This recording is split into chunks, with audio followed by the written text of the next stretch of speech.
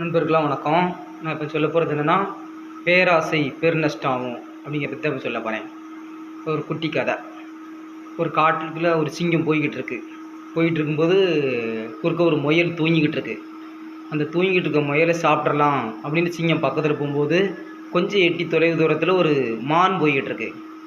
மானை பார்த்தோன்னே இது சின்னதில் இது நமக்கு சாப்பாடு காணாது, மான்னா பெருசாக இருக்குது, இன்றைய நம்மளோட உணவுக்கு போதும், அதை அடித்து சாப்பிட்றோம் அப்படி கிளம்பி ஓடிக்கிட்டு இருக்கு. வேகமாக ஓடுது, மானும் வேகமாக ஓடுது, சிங்கமும் ஓடுது.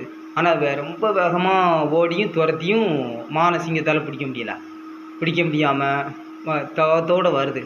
சரி மான் தான் கிடைக்கல, நம்ம அந்த முயலையாவது அடித்து சாப்பிடுவோம் அப்படின்ட்டு வந்துக்கிட்டு இருக்கும்போது முயல் அதை பார்த்து உஷாராயிருது.